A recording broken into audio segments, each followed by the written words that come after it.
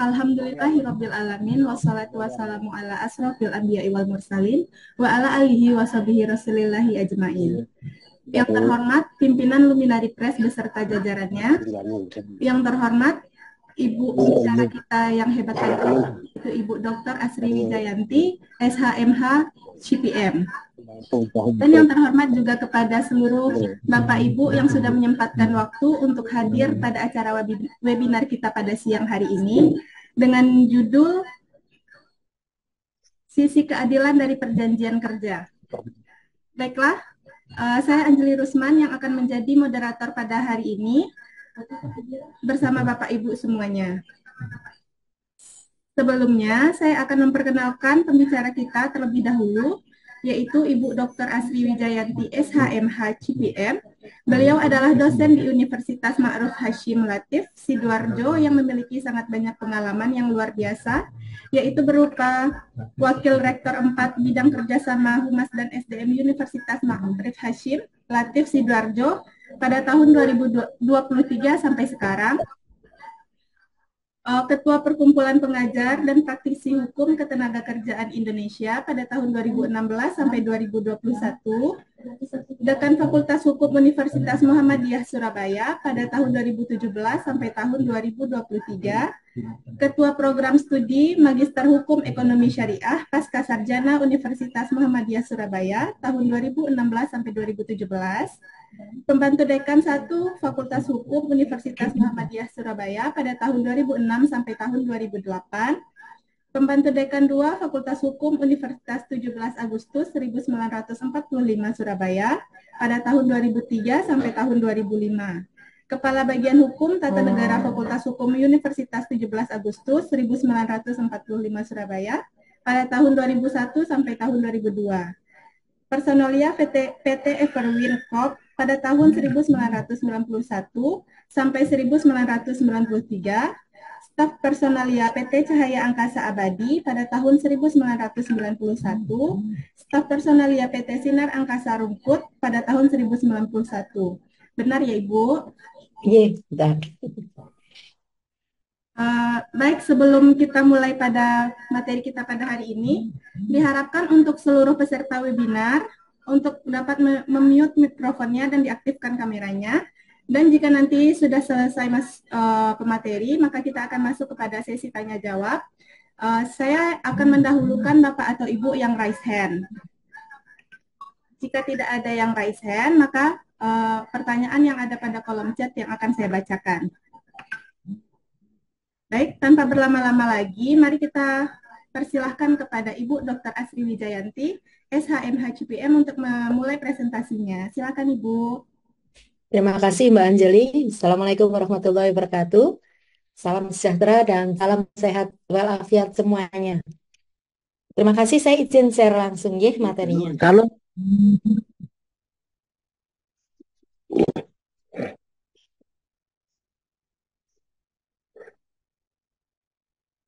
Baik,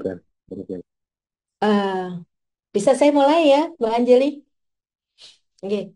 Judul yang diberikan kepada kami yang saya sampaikan adalah Sisi Keadilan dari Perjanjian Kerja. Mengapa saya katakan harus ada sisi keadilan? Karena tidak semua perjanjian kerja yang telah beredar di masyarakat, yang telah ada di masyarakat, itu memiliki sisi keadilan bagi para pihak secara berimbang. Itu makanya seringkali perjanjian kerja itu berat sebelah, terutama perjanjian kerja yang sudah disiapkan oleh salah satu pihak. Kecuali kalau misalnya perjanjian kerja itu dibuat atas dasar melalui tahap pra yang benar, di mana para pihak itu memiliki posisi tawar yang bagus, gitu ya. Otomatis kalau memiliki posisi tawar yang bagus, dia memiliki suatu keterampilan yang tinggi sekali, sehingga dia bisa eh, menerima atau menolak perjanjian itu. Selain itu, untuk saat ini di masa revolusi 4.0 dan menuju society 5.0, di mana kita setiap saat bisa melakukan hubungan kerja dengan siapapun juga tanpa batas wilayah. Artinya, ketika kita bekerja secara online, maka kita juga bisa melakukan perjanjian melakukan perjanjian untuk melakukan Nah, pekerjaan. Tetapi di sini TL. kita akan apa? Kita akan Loro akan request jauh dari menemukan sebentar. ada. Bisa saya teruskan ya. Ya, jadi seperti itu. Jadi di masa-masa sekarang di mana kita bisa berhubungan dengan siapapun, dimanapun, tanpa batas wilayah, maka perlu sekali kita cermati. Sebelum kita melakukan suatu oke untuk melakukan suatu perjanjian apapun, kita harus mempelajari dulu apa sih syarat-syarat kerjanya, syarat-syarat perjanjian itu, dan hak dan kewajibannya itu bagaimana. Nah, itu kita harus cermati betul-betul.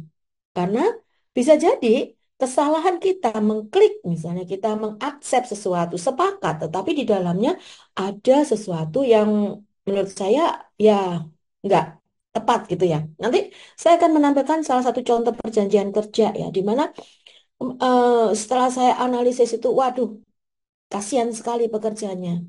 Jadi di situ, nah itu sudah beredar di masyarakat gitu. Seperti itu banyak di masyarakat. Lanjut, adil. Kita mengatakan bahwa adil, di manakah keadilan itu? Banyak orang ditanyakan, adil itu apa sih? Kalau saya lebih cocok bahwa adil itu adalah equal, di mana sama. Adil itu adalah sama. Adil di dalam perjanjian kerja. Maka dalam topik ini yang akan kita bahas bersama-sama, itu kita mulai dari pengertian perjanjian kerja itu, kemudian kita akan mengkaji sesuatu itu berdasarkan substansi dan prosedurnya. Substansi perjanjian kerja itu apa? Otomatis substansi itu ada dua hal. Substansi subjek, yaitu para pihak, orang yang melakukan suatu perjanjian kerja. Berarti ada dua pihak.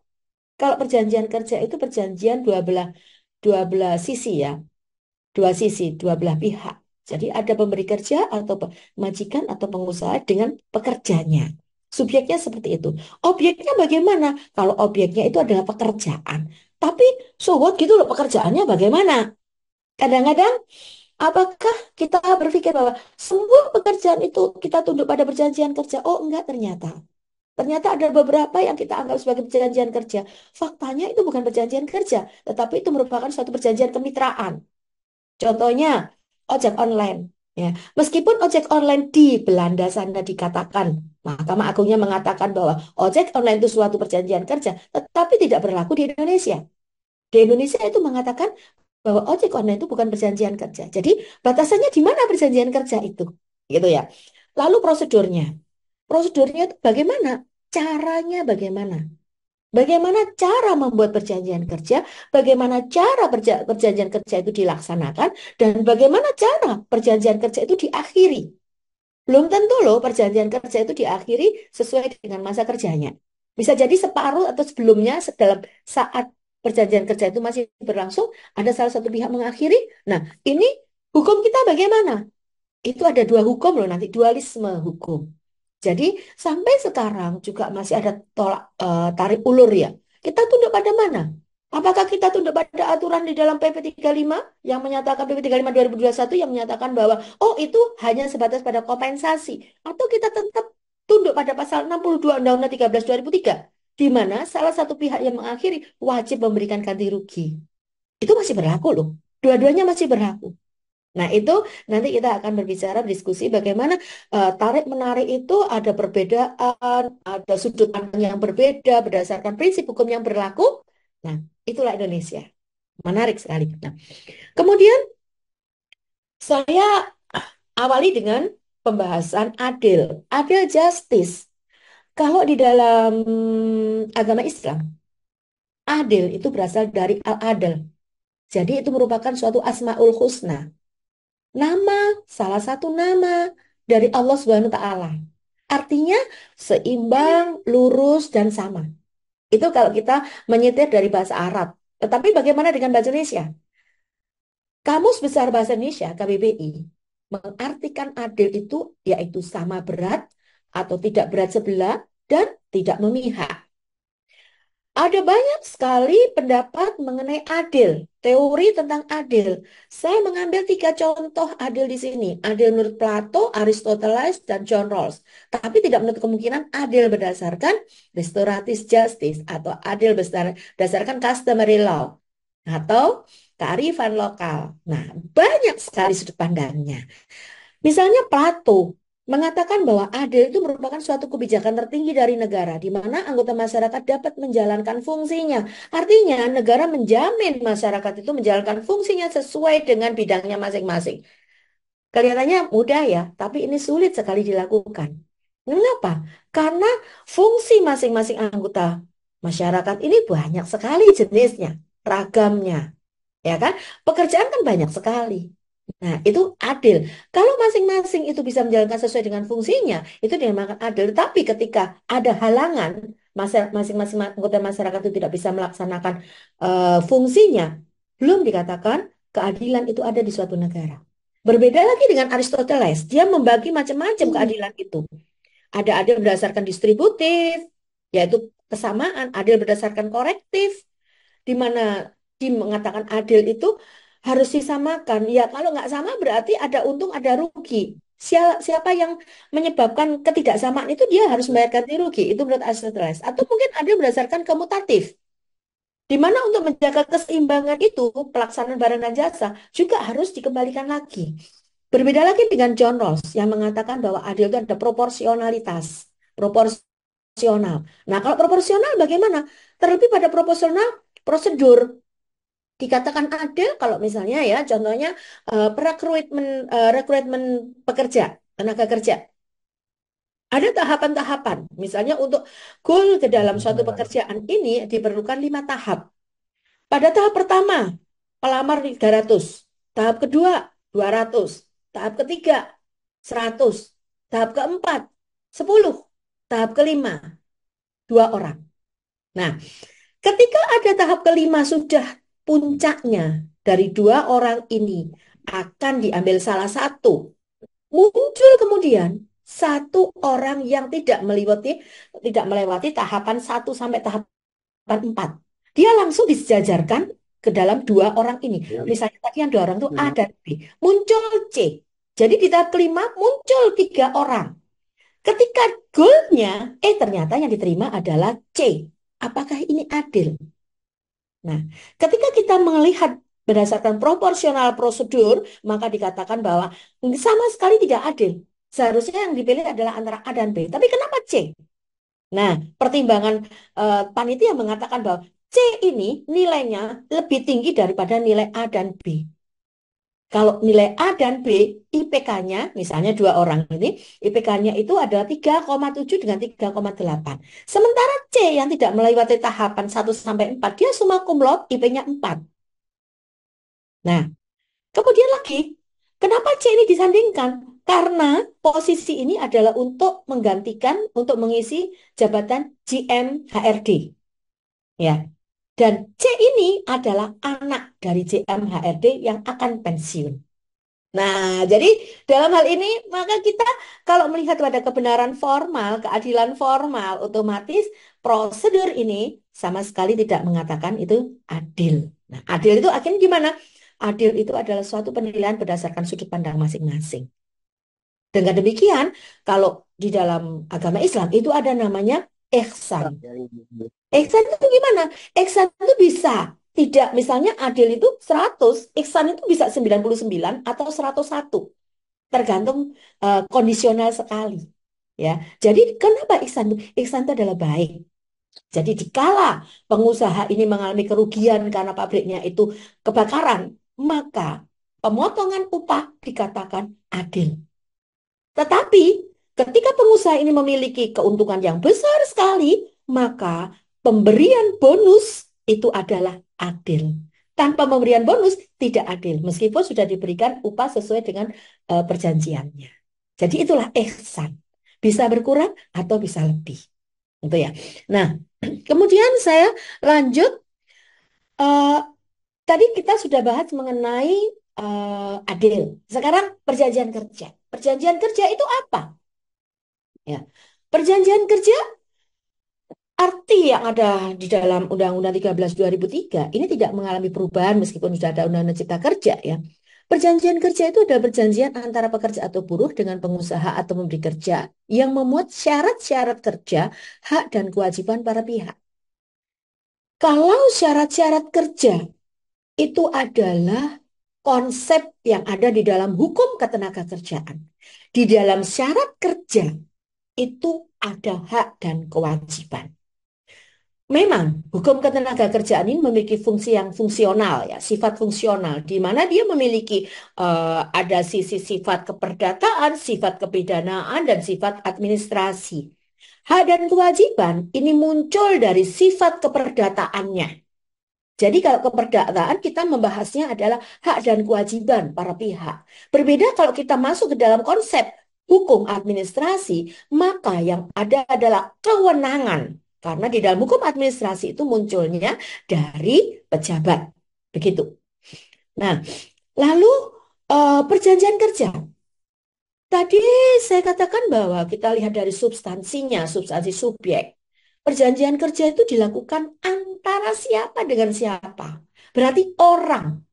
Kalau orang, maka kita masuk ke dalam subjek hukum. Subjek hukum di dalam perjanjian kerja, di dalam hubungan kerja itu ada dua belah pihak. Yaitu pekerja di satu sisi dan yang di satu lainnya adalah pengusaha atau pemberi kerja.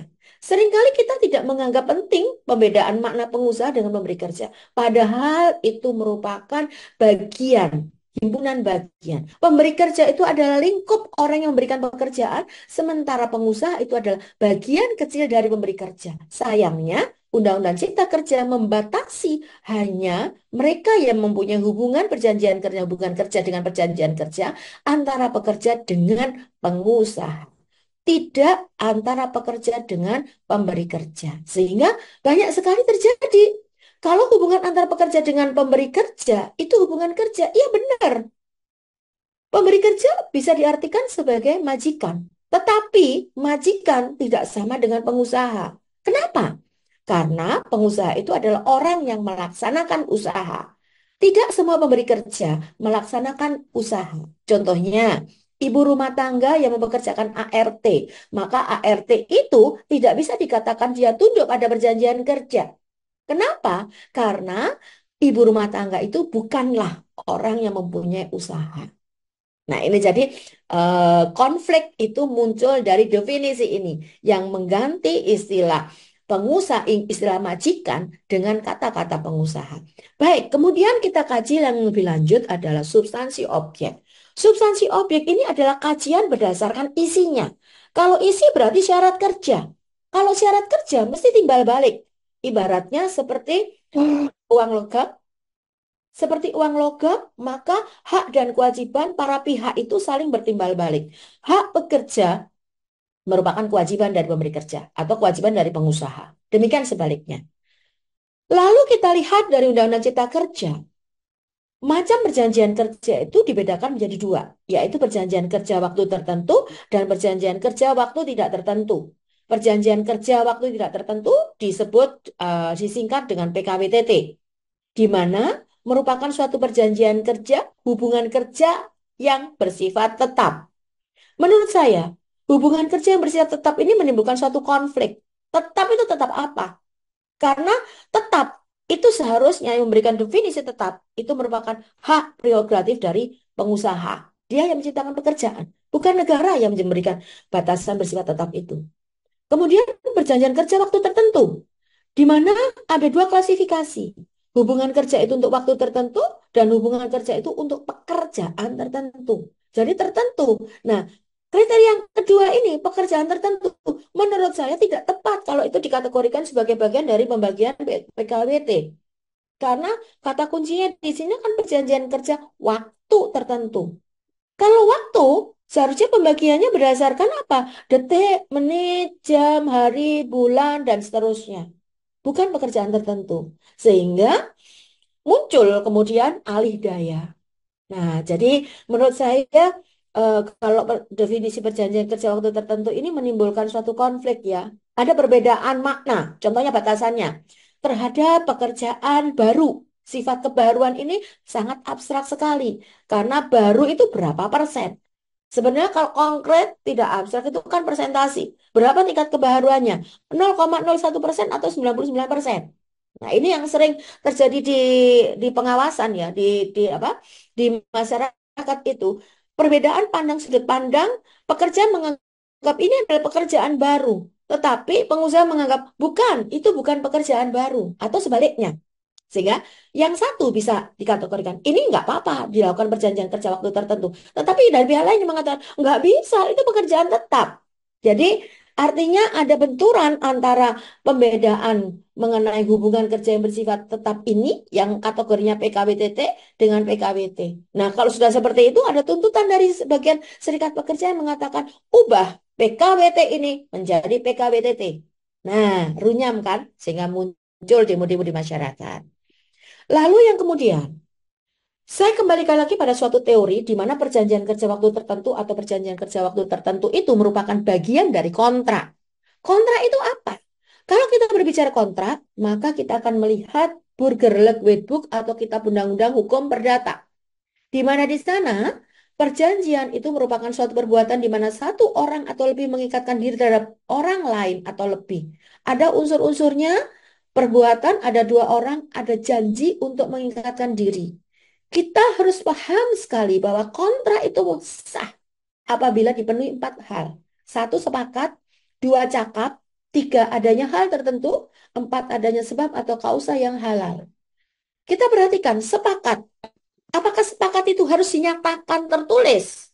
Nah, ini suatu ada perbedaan ya antara teori dengan aturan. Ketika teori, kita katakan bahwa sepakat tidak harus tertulis. Dengan lisan boleh, dengan perbuatan boleh, bahkan dengan sepakat diam-diam itu ada.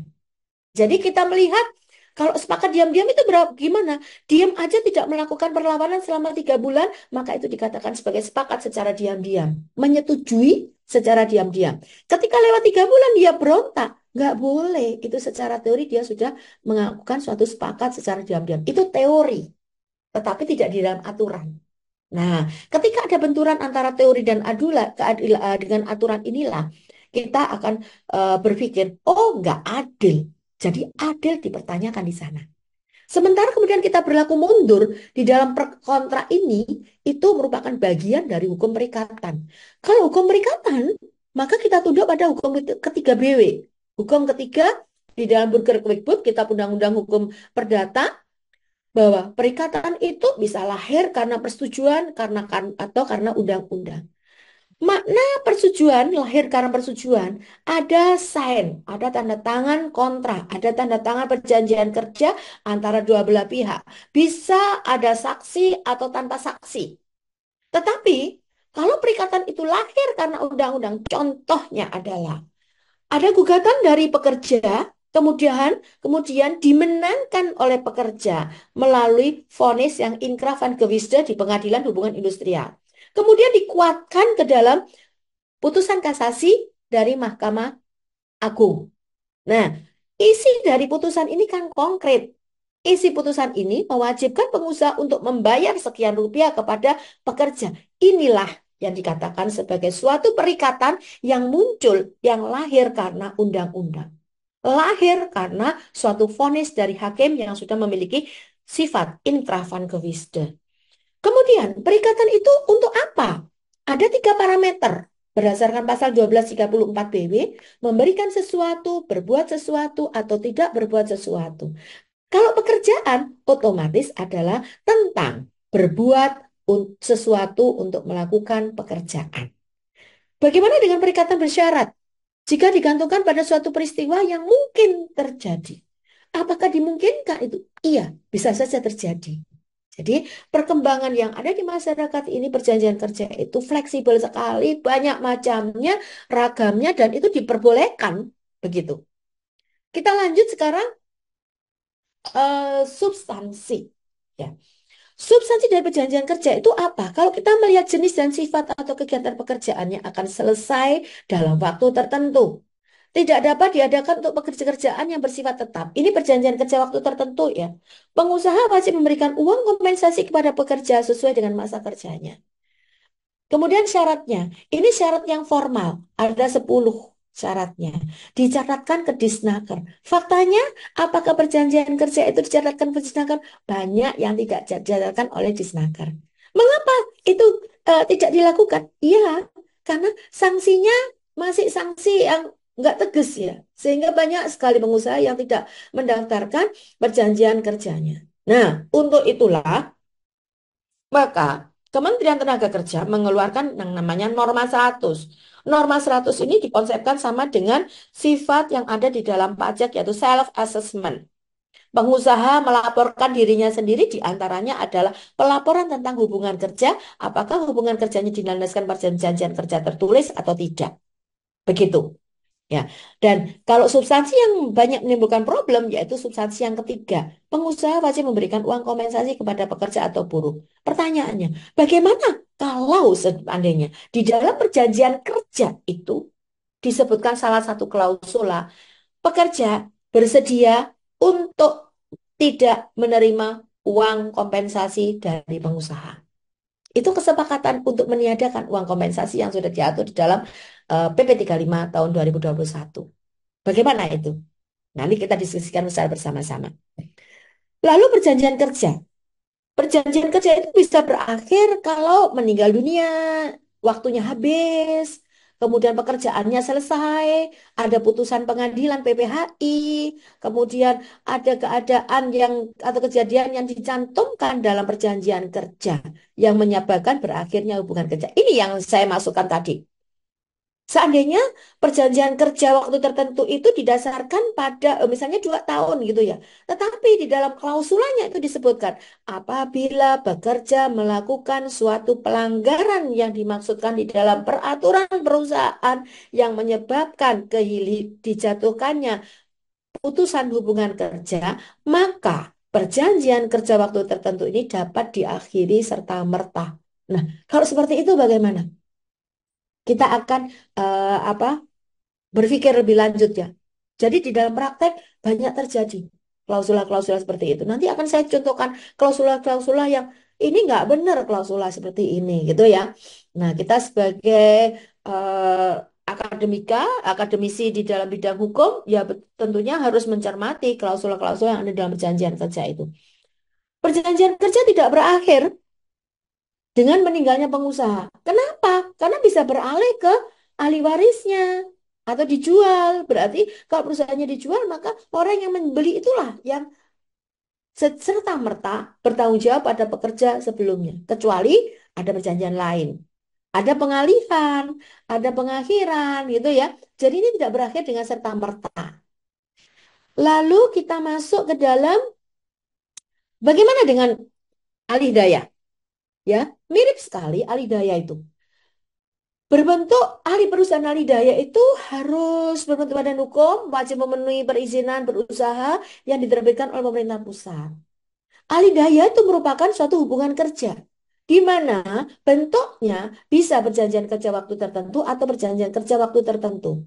Jika terjadi perselisihan, maka kembali lagi perselisihannya itu gimana aturan di dalam perjanjian kerjanya, bagaimana aturan yang ada di dalam peraturan perusahaannya, atau bagaimana yang ada di dalam peraturan kerja bersamanya, PKB. PKWT harus mensyaratkan pengalihan perlindungan hak bagi pekerja apabila terjadi pergantian perusahaan alidaya dan sepanjang objek pekerjaannya tetap ada. Ini praktek yang ada di masyarakat.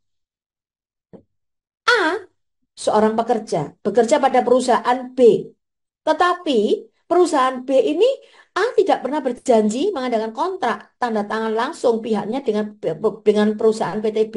Tetapi A ini kontrak kerjanya adalah perjanjian kerja waktu tertentu berdasarkan alih daya oleh perusahaan alih daya dengan PT C. Kemudian setelah kontrak selesai, maka A ini kembali lagi kontrak dengan PT D. PT D ini siapa? Bukan PT C.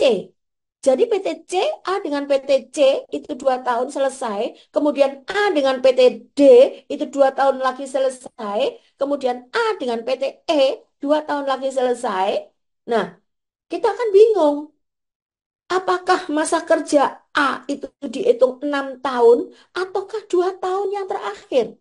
Kalau secara hukum formil, kebenaran formil, maka A masa kerjanya hanya 2 tahun, bukan 6 tahun. Kenapa? Karena A hubungan hukumnya dengan perusahaan alidaya yang berbeda-beda. Ini yang menimbulkan masalah di masyarakat.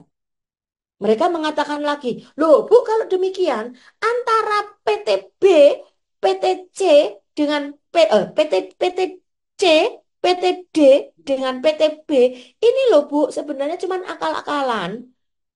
Pemilik dari PT D itu sebenarnya adalah PT B juga, istrinya PT B.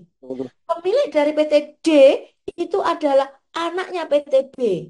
Nah, tetapi ketika kita masuk dalam hukum perusahaan, itu akan berbeda. Kenapa? Karena hukum perusahaan tidak melihat ini anaknya siapa. Ini yang ada di dalam akta pendirian, dialah yang bertanggung jawab.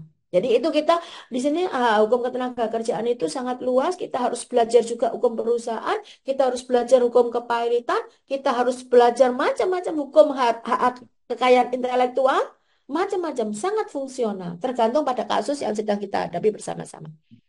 Kita masuk lagi di sini ya, ini nggak kelihatan, Kak. Coba. Ini.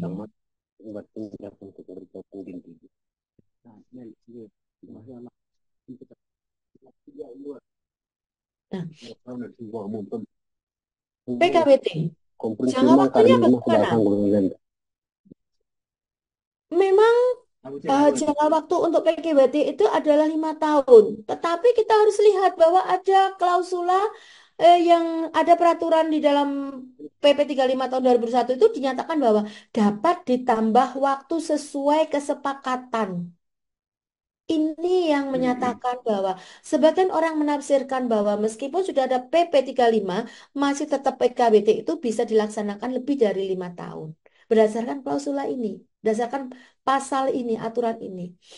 Bersifat musiman, tergantung musim, kondisi tertentu. Pekerjaan tambahan untuk pesanan atau target itu dikategorikan sebagai musiman.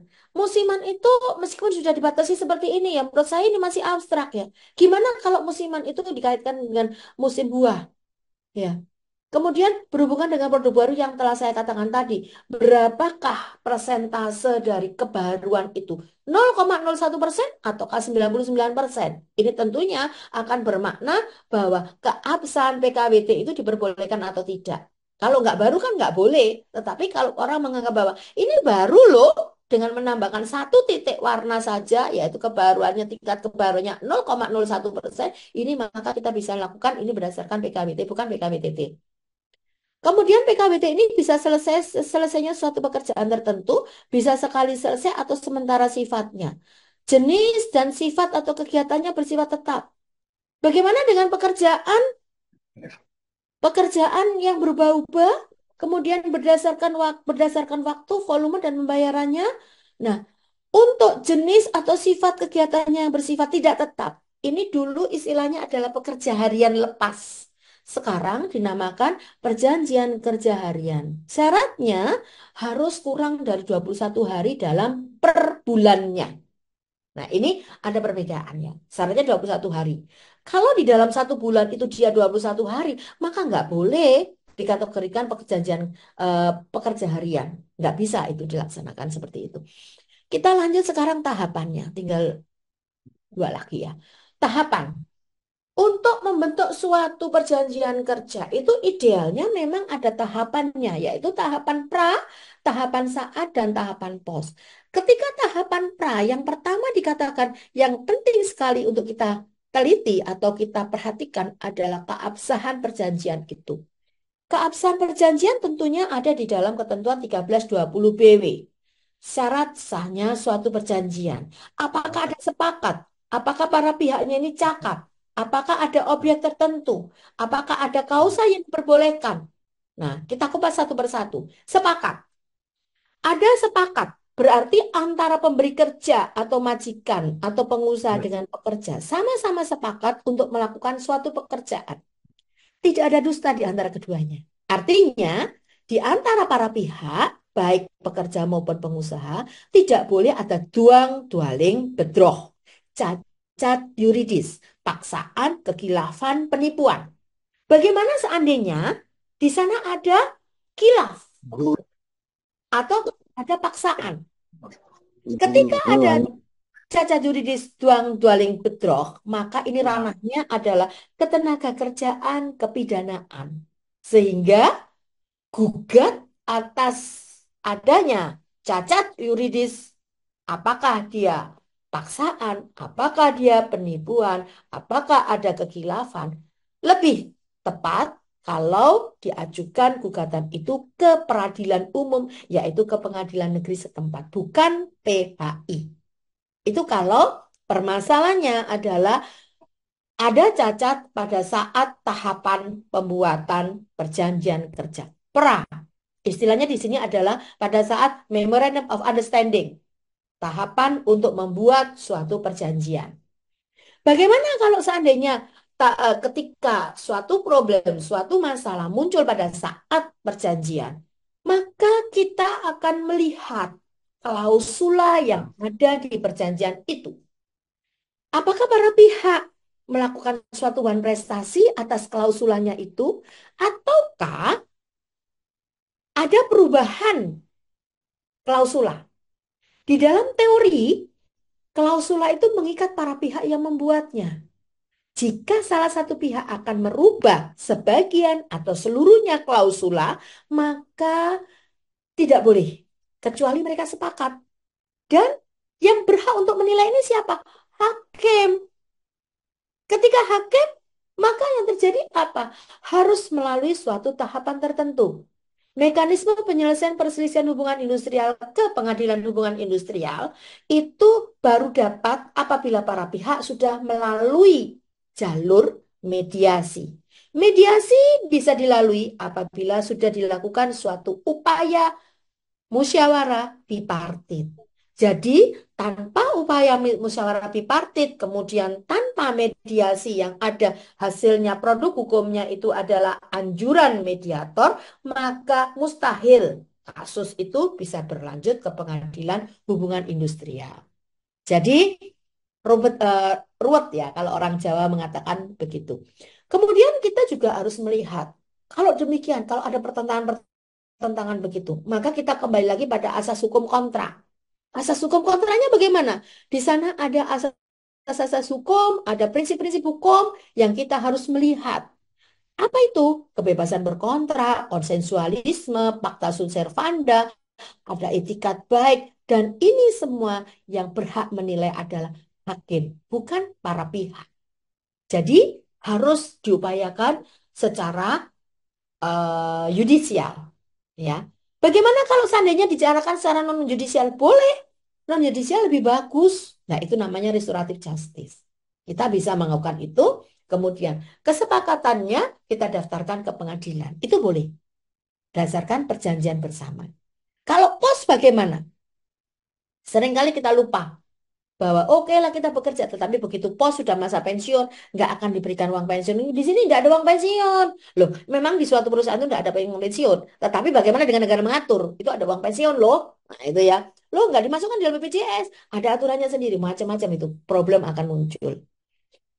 Kemudian problem ini yang mungkin ya saya katakan ini ada cacat juridis, kemudian ada putus sebelum masa kontrak berakhir, kemudian ada perubahan saat berlangsungnya kontrak, sepakat yang formal atau secara material.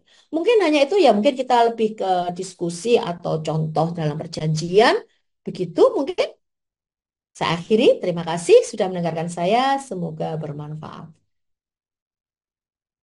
Monggo Mbak Anjeli bisa memandu acaranya. Baik, terima kasih banyak Ibu atas materinya yang sangat informatif dan sangat bermanfaat untuk kita semua. Baiklah, langsung saja sekarang kita masuk kepada sesi tanya jawab. Untuk Bapak atau Ibu yang ingin bertanya, boleh untuk melakukan raise hand. Untuk penanya kita akan berikan reward. Baik, silakan Bapak Yontus Lokbere untuk bertanya, Bapak. Baik, selamat sore Selamat Ibu sore. yang kami sudah tanggapi dengan materi ini luar biasa, eh, karena saya tanggapi yang beberapa hal yang Ibu yang sudah materi yang luar biasa saya sudah tanggapi sedikit eh, materi ini. Eh, Ibu sudah 1 jam kami akan ajar untuk materi ini. Saya pertama saya atas nama Yontus Lombere, Kabupaten juga Provinsi Papua Pegunungan. Eh, saya bertanya untuk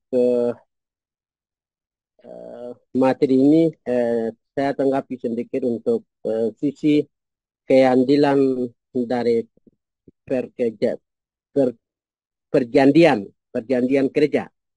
Ya, ini tema Ibu yang sudah kami sudah dapat untuk materi ini. Saya tanggapi yang sedikit untuk masa kerja.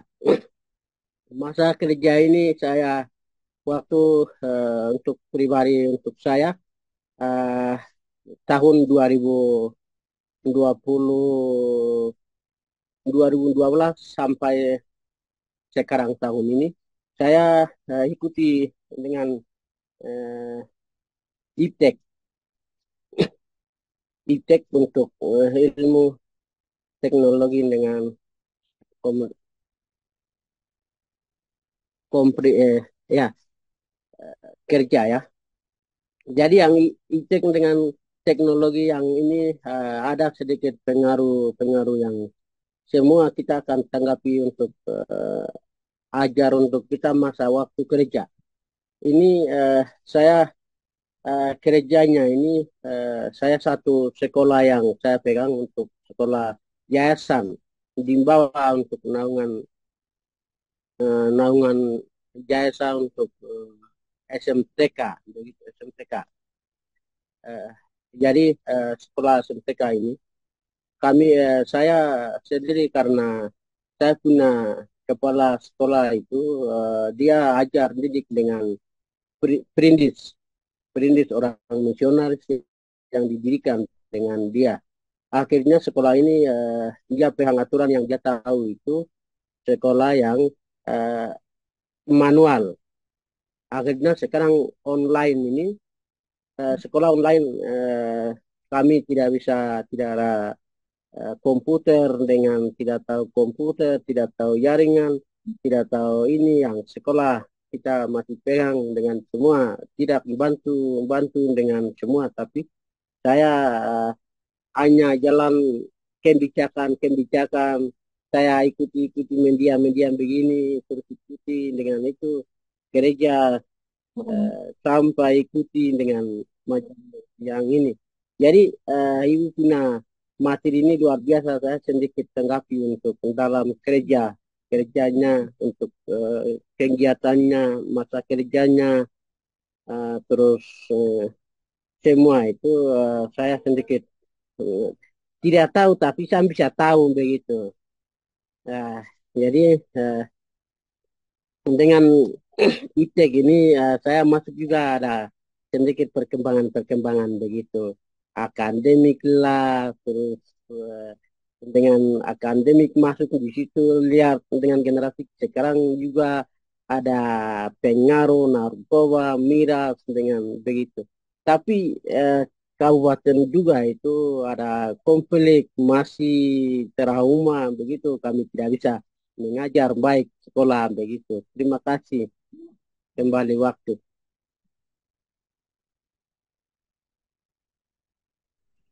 Baik, Ibu, boleh silakan langsung ditanggapi, Ibu.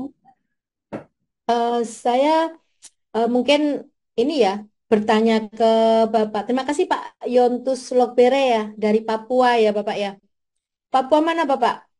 Ya, Papua Pegunungan. Pegunungan. Ya, Papua Pegunungan. Oh iya. Eh, saya 2 tahun lalu di Sorong Pak. Pernah ke Sorong saya. Oh, Pas 17 Agustusan dan ya sangat senang tak terlupakan upacara di tengah laut ya waktu itu ya. Nah, baik, Eh, mungkin ya saya perlu merumuskan apa yang menjadi problem dari Pak Yontus Lokbere ya. Sepertinya ya, Bapak bekerja mulai tahun 2012 sampai 2024, nggih. Begitu ya, Pak? Ya, betul. Ya, bekerja di sekolah di SMTK. Ya, SMTK Perindau Subua.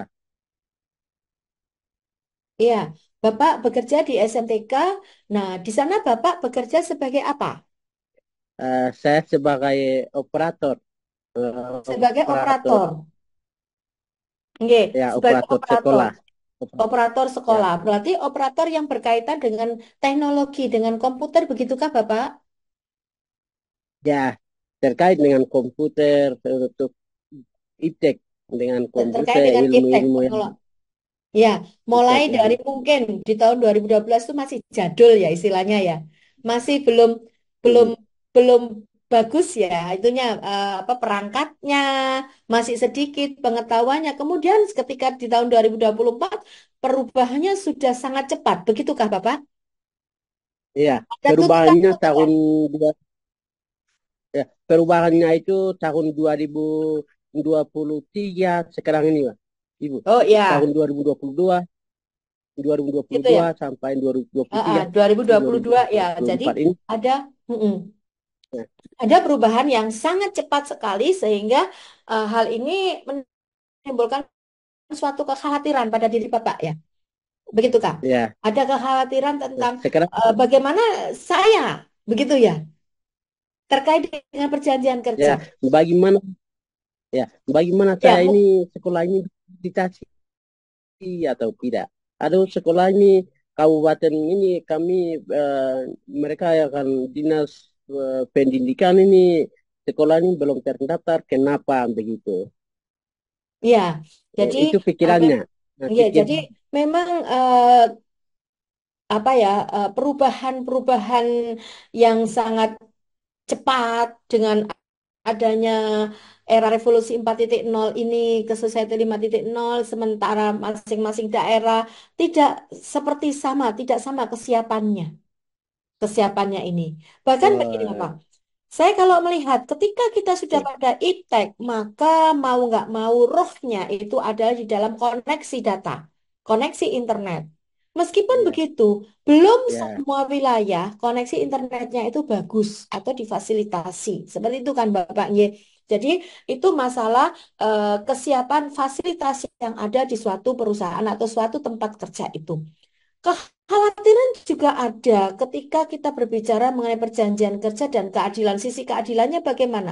Otomatis kita harus melihat, maaf, Bapak harus melihat ketika Bapak pertama di 2012 dulu, dasar untuk bekerjanya itu apa?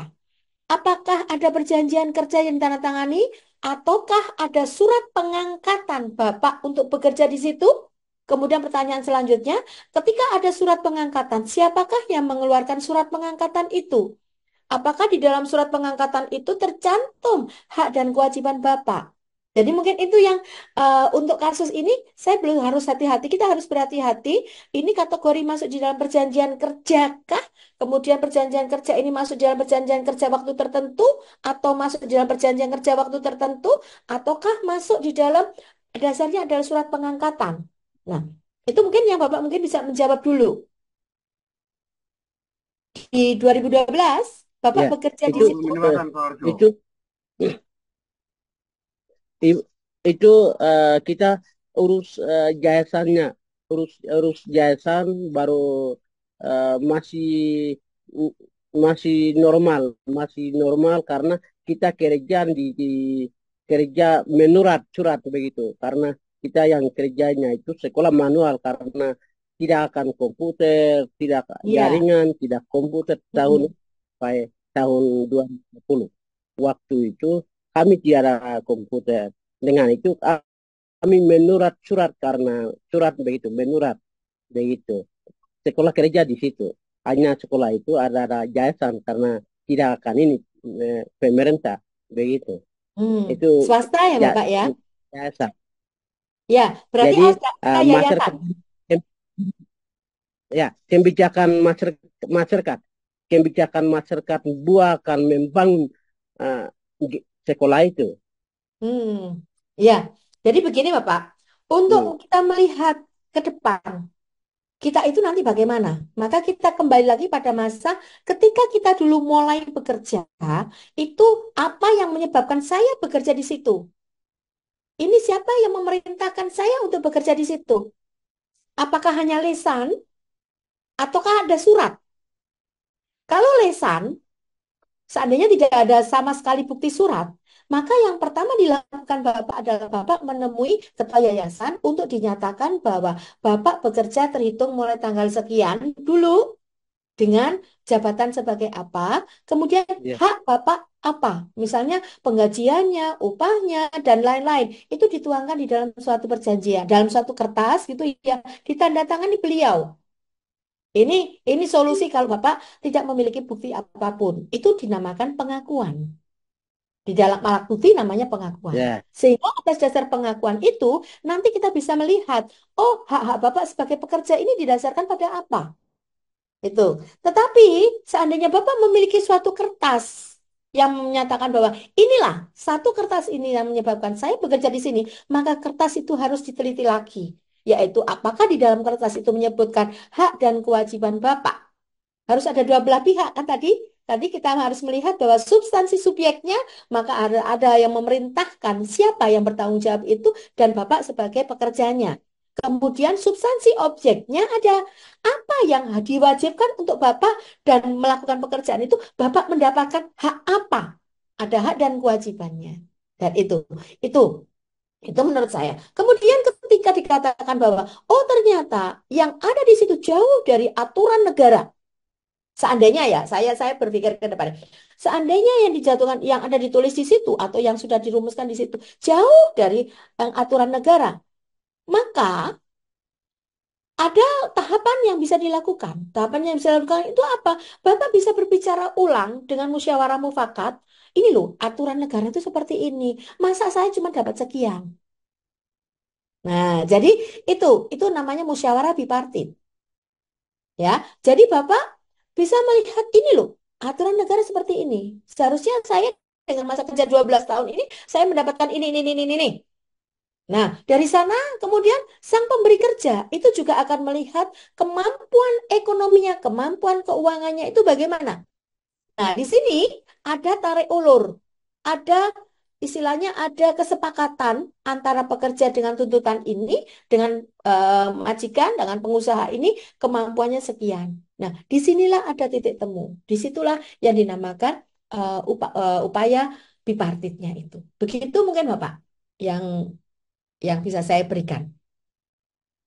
Baik, Ibu, eh, saya saya mau masukkan lain eh, ibu yang tanggapi lain. Itu pikiran saya karena begini, karena kita membangun sekolah itu karena kita membangun untuk gereja, karena Oke. kita di gereja, karena hamba Tuhan eh, jadi hamba Tuhan baru kita akan melayani untuk umat. Masyarakat. Ya, melayani untuk masyarakat. Itu yang kita hak wajib saya akan membangun sekolah itu. Karena kita Iya. tidak akan uh, gereja, uh, kita akan masyarakat mendidik, membangun untuk sekolah itu. Dan kita akan mengangkatkan sekolah itu, kita akan menjadikan untuk kita uh, kerja manual. Kita harus uh, pelayanan untuk gereja-gereja, organisasi dengan Mm-mm. liturgi yang masing-masing kita akan di situ masuk dengan semua pelayanan liturgi ibadah begitu. Mau kita akan membangun sekolah itu begitu itu. Iya. Jadi Bagus, Pak. Mm. sampai tahun 2012 sampai dengan tahun 2020 itu kita pelayanan berhutu karena kita akan harus membangun gereja, membangun pelayanan, mengangkatkan jiwa-jiwa yang ada, tidak akan di situ ada gua, ada jiwa-jiwa itu kita mengangkatkan harus dinata begitu. Iya, bagus, Bapak. Jadi begini, Bapak. Kalau kita Ya, berbicara mengenai perjanjian kerja, itu kaitannya adalah sudah melakukan pekerjaan dan orang itu harus mendapatkan imbalan. Nah, ketika ya, Bapak mengatakan bahwa ini untuk agama, Ya kan? Ya. Ini adalah Iya. pelayanan agama. Maka ini namanya adalah pelepasan hak, Bapak. Oh, Jadi, begini ya, Pak. Bapak dengan kesukarelaan Bapak sudah melakukan pelepasan hak untuk menuntut imbalan yang seharusnya diterima. Begitu kan, Bapak? oke. Iya, jadi memang begitu, Bapak. Jadi begini ya. Perjanjian kerja itu isinya syarat-syarat kerja itu hakikatnya mengatur apabila pekerjaan yang telah disepakati sudah dilaksanakan, maka orang yang melakukan pekerjaan ini seharusnya mendapatkan imbalan. Imbalan itu berupa upah. Nah, ini aturan dasarnya. Fakta yang dilakukan oleh Pak Yontus Lokbere adalah Bapak memang Ya, melakukan suatu pekerjaan. Tetapi ya, pekerjaan ini ada plusnya, yaitu melayani Tuhan. Kan seperti itu. ya, betul. Sehingga imbalan yang seharusnya diterima oleh Pak Yontus Lokbere, Bapak sama sekali mengikhlaskan itu untuk tidak menuntut berapapun imbalan yang diberikan pada saya. Kan begitu ya Pak ya? Oke. Ya, Jadi yang jadi terakhir nge, nge. Baik, nge. Begitu keadilan, ya, nge. keadilan itu adalah keadilan gereja untuk pelayanan hutu, untuk untuk Mm-mm. pelayanan eh, Masyarakat. karena umat harus mendidik baik gereja yang masa depan baik begitu. Karena Iya, umat salah, kepemimpin juga salah. Kalau iya betul Bapak. pemimpin yang baik, umat Mm-mm. baik begitu. Ya, jadi Itu memang yang saya kita katakan, harus ya. sekolah itu mendidik, membangun, bukan Mm-mm. bukan membangun, kan? Iya, baik. Jadi Harus begini, nge. kita uh, ya wewenang dengan keadilan harus gereja begitu. Ya, Ibu. begini. Saya katakan tadi keadilan. Kalau Kembali kita waktu. berbicara mengenai keadilan, itu sudut pandangnya banyak sekali, tergantung. Kan seperti itu, Bapak. Nge. Ada yang saya tadikan contohkan tadi ada tiga, Plato, Aristoteles, dan John Rawls. Tetapi tidak menutup kemungkinan masih banyak sekali sudut pandang perspektif yang lain tentang keadilan. Nah, di sini Pak Yontus Longbere menyatakan bahwa sisi keadilan yang ada adalah keadilan atas Tuhan. Nah, itu silakan. Jadi mungkin itu ya, mungkin Ya, Mbak Anjeli bisa yang lain. Baik, terima kasih Bapak Yontus atas pertanyaannya dan terima kasih Ibu atas jawaban yang luar biasanya. Baiklah, kita lanjut untuk pertanyaan kedua. Apakah dari Bapak atau Ibu ada yang ingin bertanya lagi? Silakan untuk melakukan raise hand.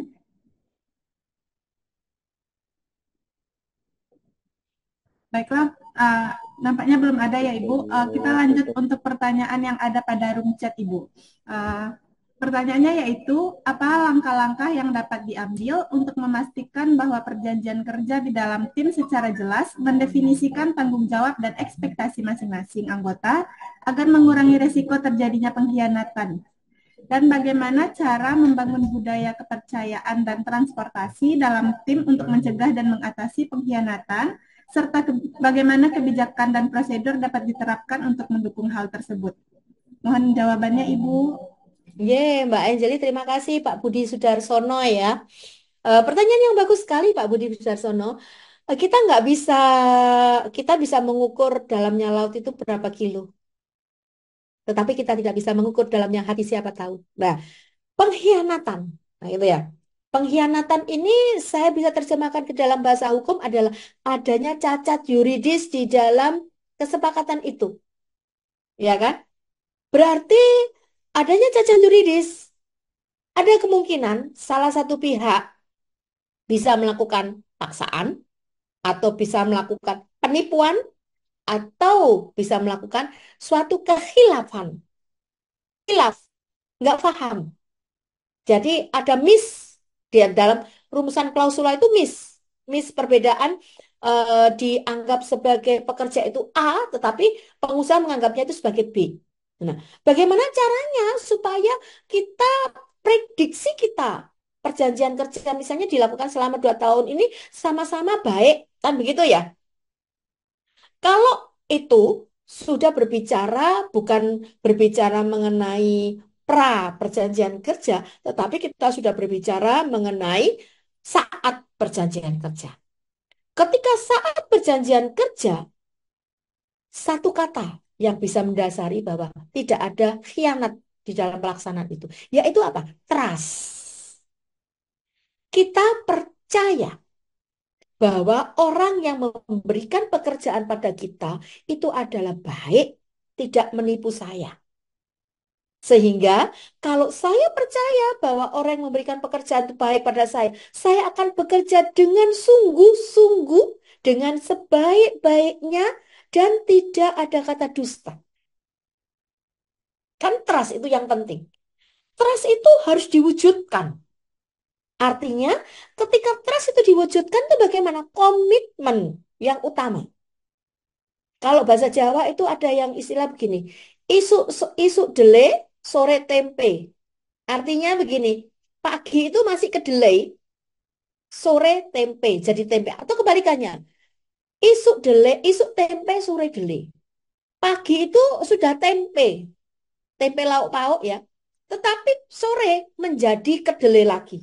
Artinya tidak ada komitmen di antara orang itu. Di awal dia mengatakan, nanti kamu saya beri upah 4 juta per bulan.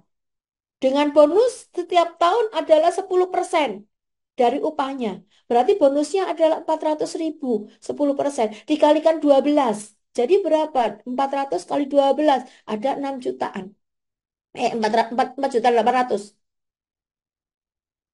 Kan begitu, dapat dapat segitu ya, dapat 4.800.000, dapat segitu. Kenyataannya, ketika di akhir tahun, dia sama sekali tidak mendapatkan apa-apa. Artinya tidak ada komitmen. Nah, tidak ada komitmen tentang apa yang disampaikan dengan apa yang diberikan, apa yang dilaksanakan. Inilah yang mengakibatkan terjadinya sengketa di antara para pihak. Ini kalau pengusahanya yang curang. Berbeda lagi kalau misalnya pekerjanya yang curang.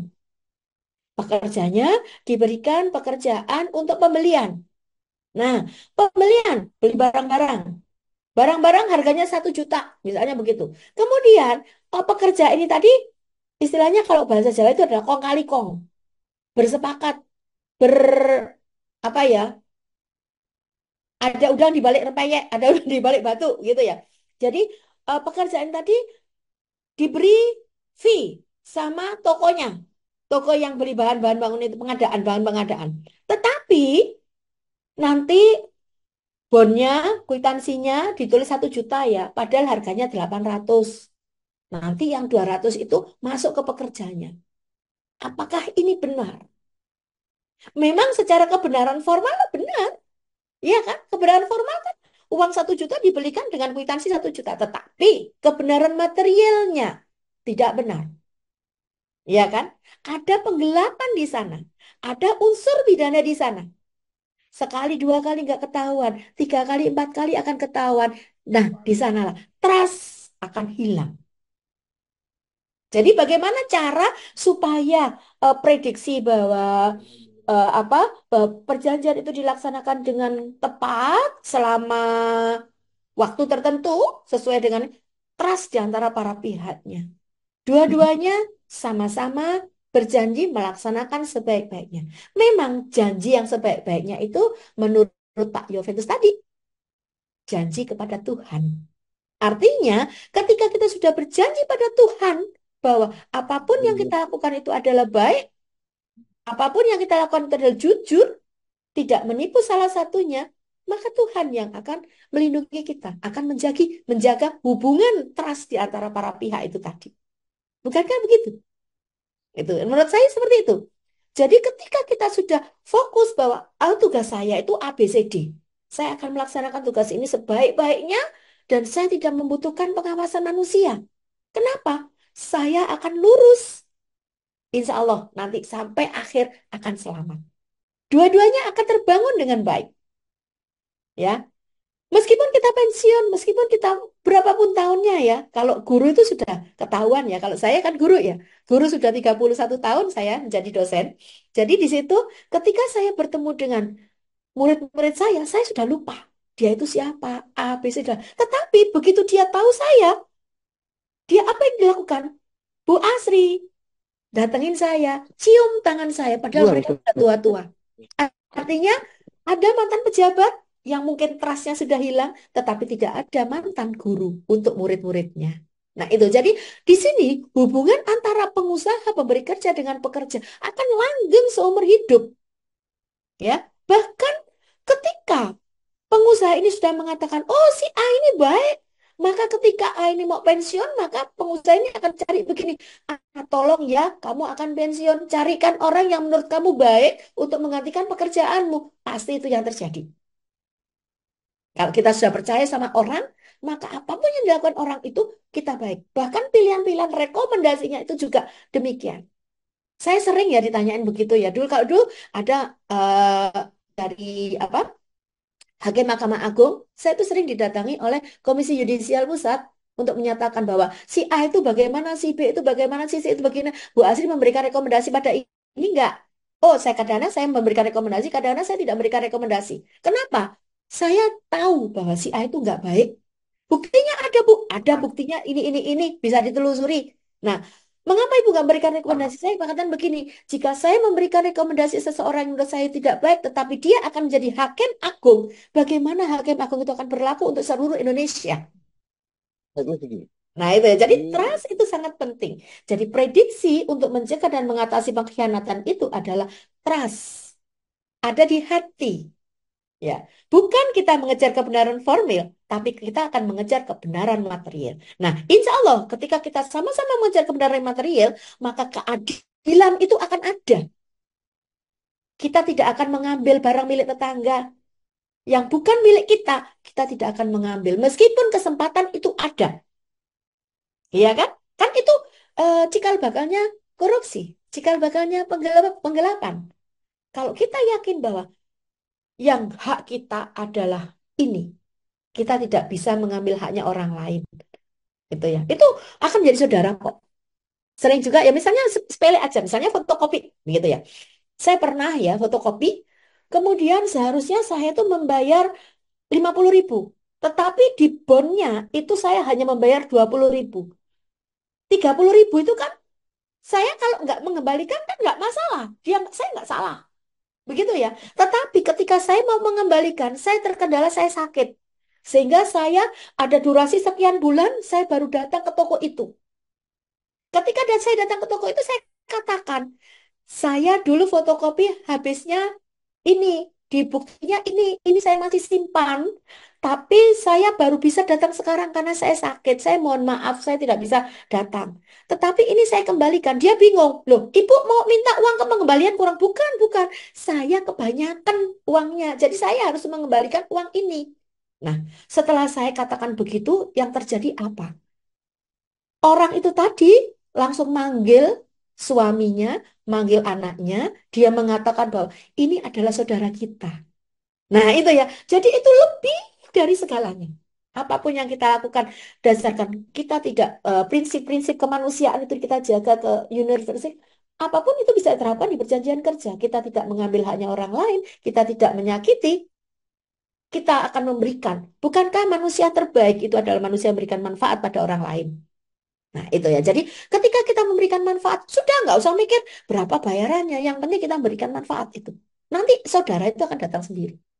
Bukankah yang menolong kita pada saat kita butuh itu bukan orang yang kita tolong, tapi orang lain yang menolong kita. Banyak sekali contoh-contoh seperti itu. Mungkin itu ya. Jadi gimana caranya supaya mencegah dan mengatasi? Kita pertama trust, berarti karakter pribadi masing-masing. Yang kedua adalah kita betul-betul melihat klausulanya itu bagaimana. Begitu mungkin. Pak Budi Sudarsono ya, jawaban saya. Matur nuwun. Baik Ibu, ini ada sedikit lagi Ibu. Ya, Tapi banyak Bu sepakat di awal pasti jalani pada mundur satu persatu dalam sebuah tim. Dan kita sebagai salah satu tim tinggal seorang diri. Sedih rasanya karena modal saya pun masuk di sana. Gimana baiknya Ibu? Mohon jawabannya Ibu. Dari Pak Nggih. Budi lagi. Ibu. Ya, ini saya mencoba menerjemahkannya. Sepakat di awal pas dijalani pada mundur satu persatu dalam sebuah tim. Sepakat misalnya ini kerjasama modal begitu kah? Atau bagaimana ya? Dan kita sebagai salah satu tim tinggal seorang diri. Sedih rasanya karena modal saya pun masuk di sana. Gabung usaha kerjasama begitukah Bapak Budi Sudarsono? Iya Ibu, sepertinya Pak Budi join bisnis ini Ibu. Oh ya, berarti ini bukan perjanjian kerja ya, perjanjian kerjasama. Nah, itu ya. Jadi kita bedakan. Kalau perjanjian kerja itu perjanjian antara pemberi kerja dengan pekerja. Tetapi kalau perjanjian kerja sama, masing-masing memiliki kedudukan yang sama. Ya kan? Memiliki kedudukan yang sama, kemudian bekerja perjanjian kerja sama ini untuk melakukan apa? Misalnya ini ada 5 orang. 5 orang, oke, kita patungan 1 jutaan, 5 juta. Setelah dijalani, kemudian, oh ini ada, oh bukan beda lagi ya. Setelah dijalani ternyata, oh nggak benar ini. Waduh, kok begini ya? Resikonya terlalu tinggi, begitu ya? Resikonya terlalu tinggi, kemudian 5 jutanya sudah kepakai 4 juta, tinggal 1 juta. Begitu kan ya? Nah, kita kembali lagi pada awal. Apakah perjanjian kerja sama ini termasuk juga perjanjian kerja sama apabila mengalami kerugian? Nah, ini ya. Jadi yang sering-sering kita harus perhatikan itu klausula perjanjiannya itu adalah klausula untung dan ruginya kita. Bagaimana kalau untung kita akan mendapatkan sekian persen, kalau rugi bagaimana? Siapa yang menanggung? Itu yang sering terlupakan. Dan akan menjadi masalah nanti ketika betul-betul rugi dan akhirnya persaudaraan putus. Itu kan endingnya kan seperti itu. Dan jadi jangan lebih baik kita nggak enak di depan. Kalau ini bagaimana? Kalau begini bagaimana? Kalau begini bagaimana? Begini bagaimana? Nah, itu. Ya, jadi prediksi kita membuat satu perjanjian itu tidak baiknya aja, tetapi prediksi kalau ketika mengalami jatuh atau mengalami apa yang kita prediksikan itu tidak tepat. Misalnya hasil yang kita angankan, misalnya hasilnya adalah 10%, ternyata tidak 10%, justru rugi 40%. Nah, ini tanggungan siapa? Mungkin itu. Kembali lagi bahwa kita sudah berusaha maksimal, tidak ada yang saling, ya sudah, ini berarti sudah takdirnya. Kan mungkin itu ya, endingnya itu. Atau mungkinkah kita melakukan gugatan hukum? Nah, itu kan dua alternatif. Kalau kita mengikhlaskan, ya sudah, gugatan hukum 100%. Kalau mengikhlaskan 0%. Gimana kalau tengah-tengahnya? Restoratif justice. Itu yang namakan ya. Jadi enaknya gimana? Nah, itu ya. Hukum istilahnya kita putusin enaknya gimana supaya lain-lain nggak masalah. Mungkin itu ya, Mbak Anjeli. Ada lagi nih dari Pak Brando Ibu, ya. ini Ibu ada pertanyaan lagi, satu lagi terakhir ini Ibu. Ye? Dari Bapak Brando, izin bertanya Ibu, bagaimana cara pekerja menjamin agar perjanjian kerja di perusahaan tempat dia bekerja terpenuhi secara adil? Karena rata-rata pekerja saat ini kurangnya ilmu hukum dalam perjanjian kerja. Dan apa prinsip keadilan yang dapat diterapkan pekerja jika suatu saat timbul perselisihan antara pekerja dan pengusaha? Karena pada umumnya jabatan lebih tinggi lebih berkuasa atau semena-mena mengatur perjanjian tersebut. Iya, betul sekali, Bapak. Jadi hukum itu runcing di atas, tumpul di bawah, gitu ya. Atau kebaliknya ya. Jadi istilahnya begini. eh, Kalau orang hukum memang hukum itu kalau kita lihat jahat ya, jahat. Jahatnya gimana? Kita kurang cermat dalam membahasakan hukum. Kita akan kalah. Saya pernah Bapak menjadi saksi ahli di pengadilan. Saya memenangkan klien yang meminta saya hanya karena di sana saya menggunakan penggunaan dan akibat hukum penggunaan kata-kata dan garis miring atau. Di dalam aturan itu hanya tertulis dan, tidak tertulis dan garis miring atau. Artinya di situ ada 60 syarat. Di 59, antara 59 dan 60 itu ada kata-kata dan. Akhirnya saya mentahkan tuduhan itu karena ini adalah syarat kumulatif, tidak bisa dituntut. Menang hakimnya. Jadi tidak jadi dasar pertimbangan hakim. Itu jahatnya hukum, Pak. Tetapi seandainya di situ aturannya itu ada dan garis miring atau, maka klien saya kalah. Kenapa? Itu ada alternatif. 60 disebutkan satu saja terpenuhi, sudah mati. Tapi di sini 60. Itu. Jadi memang Betul-betul harus memahami legal konsep, penggunaan bahasa, penggunaan teori di masing-masing klausula itu. Bagaimana seandainya kita tidak paham aturan hukum itu? Nah, yang terpenting bagi yang tidak paham aturan hukum, ini aja kata kuncinya Bapak yang saya berikan, yaitu satu, kita betul-betul teliti perjanjian kerja itu substansi subjeknya. Artinya substansi subjek itu begini Bapak, Bapak Brando ya, pemberi kerjanya adalah orang yang benar-benar mempunyai kewenangan untuk memberikan pekerjaan. Kalau pemberi pekerjaannya adalah perorangan, orang perorangan, maka kita harus tahu bahwa orang yang tanda tangan itu sesuai dengan KTP-nya. Namanya persis, Bapak harus cek dengan KTP-nya, NIK-nya, nama tidak boleh disingkat, sesuai dengan nama KTP. Ini kata kuncinya, Bapak, ya. Jadi, kalau itu aja salah, kita akan terancam apa ya, error in persona. Orang yang kita tuntut bukan orang yang seharusnya. Kalah kita, Pak. Itu kalau perorangan. Tapi kalau misalnya pengusahanya atau itu adalah perusahaan badan hukum, maka harus kita tahu akte pendiriannya. Akte pendiriannya bisa dicek di Menkumham. Di sana akan tertulis siapa yang secara hukum berhak berwenang untuk mewakili PT itu. Nah, kalau dia nyatakan di sana dia adalah ahli, maka yang melakukan perjanjian kerja itu harus ahli. Tidak boleh selain ahli. Kalau yang tantangan perjanjian kerja itu selain ahli, maka ini juga error in persona, tidak bisa menuntut apa-apa. Ini substansi subjeknya. Substansi subjek yang kedua pekerjanya. Jadi checking harus sesuai dengan identitasnya. Sekarang kan identitas bisa cari ya, NIK dan namanya. Persis sama, nggak boleh salah. Titik komanya, huruf besar, huruf kecilnya, singkatannya nggak boleh sama, nggak boleh salah, gitu ya. Kemudian objeknya, substansi objeknya bagaimana? Substansi objeknya itu adalah ada dua hal, hak dan kewajiban tadi. Bapak diwajibkan apa? Melakukan pekerjaan apa? Ditulis di situ. Satu, dua, tiga, empat. Jelas. Atas pekerjaan yang dilaksanakan ini, saya mendapatkan apa? Satu, dua, tiga, empat. Itu aja, Pak. Poin itu. Jika poin itu ada, sudah selamat. Ya, kata kuncinya itu bagi orang-orang yang kurang atau belum paham atas aturan hukum. Kalau paham aturan hukum, nanti akan banyak sekali di dalam klausula itu betul-betul dicermati. Begitu. Mungkin itu ya. Oke, terima kasih Ibu atas jawaban yang sangat luar biasa. Semoga dapat berguna bagi kita semua ya Ibu. Amin, ya Pak, amin.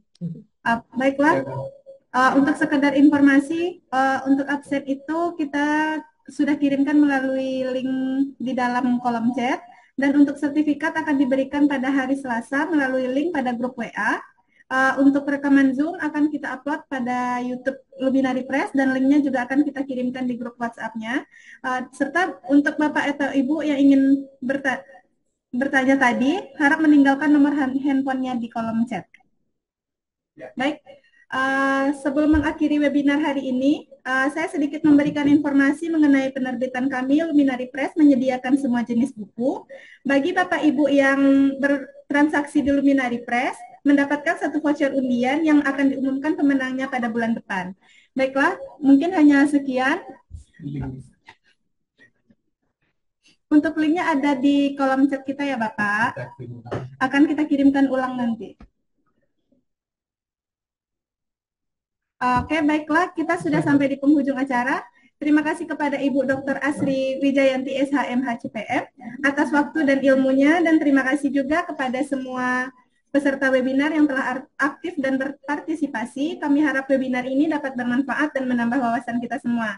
Saya selaku host, mohon maaf atas kesalahan. Terima kasih atas perhatiannya. Sampai jumpa di webinar selanjutnya. Wassalamualaikum warahmatullahi wabarakatuh. Waalaikumsalam warahmatullahi wabarakatuh. Kita foto bersama dulu ya Bapak Ibu.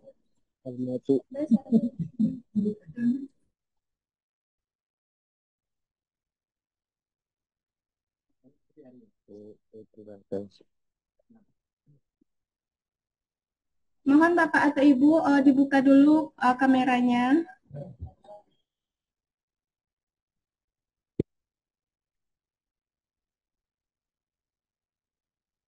Senyum, 1, 2, 3.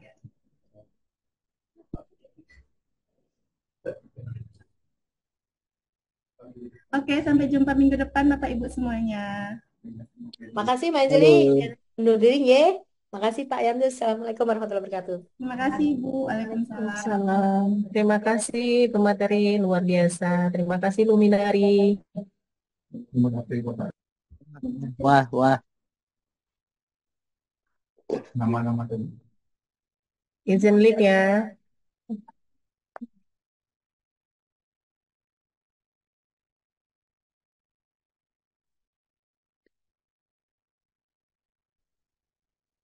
Terima kasih Mbak Anjeli. Izin live ya.